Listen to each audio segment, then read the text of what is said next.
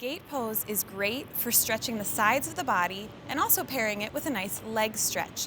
So you can always put a blanket under the knees if maybe you're on a hard surface or you kind of have bony knees, but I'll just show you here without. Always fold the mat over if you need more cushioning too. So we're gonna start on our knees, and I like to start with my knees hip width apart. So I have one knee under each hip point, and that's gonna give us some stability. And it's good to notice here a neutral pelvis and neutral hips. So my pelvis is neither leaning forward nor back, having the tailbone tucked, right? Neutral pelvis. But also my hips are perfectly square over my knees, and that's really gonna matter in just a second here. So to get into gate pose, you can always put your hands down, stick the leg out, or if you want to challenge yourself, try to stay upright, nice and long and tall through the spine. And then of course you're gonna have to lean slightly to bring the weight into one leg and step way out with the opposite leg. Now remember, our hips were square when we were kneeling. Let's try to keep that going as we have the leg extended out.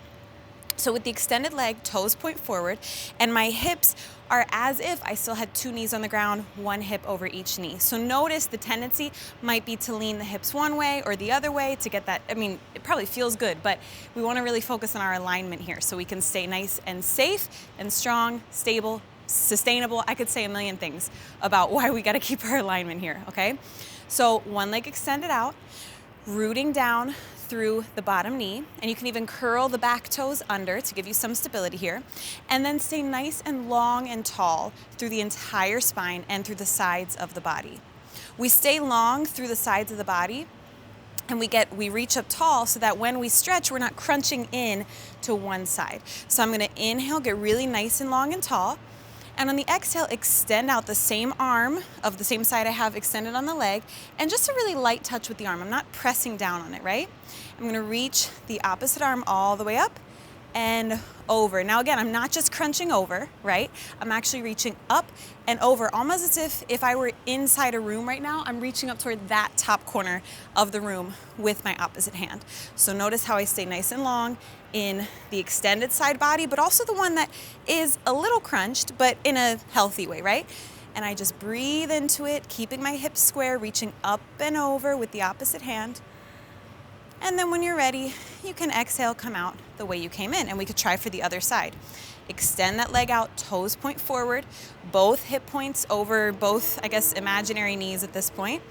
Slide one hand down, inhale the opposite arm up and over on the exhale. Feel that nice stretch in the side body, and remember, stay long in both sides of the body here. Chest is open. Shoulders are stacked, right? I'm not closing off my chest to the ground. I'm also not finding a back bend. I'm not really pressing my hips forward here. Everything is neutral through my spine and pelvis. And then we come out the way we came. Now, one option for kind of a modification, this is really good for prenatal yoga, or if maybe your legs just aren't feeling it that day. Instead of extending the leg all the way out, just bring the foot to the ground, 90 degrees in the knee. You can bring it straight out to the side. You can do kind of a 45-degree angle, whatever feels good to you. And you're gonna do kind of the same thing, except instead of stretching out the hand, you're gonna rest the elbow down. But remember, nice and long through both sides of the body.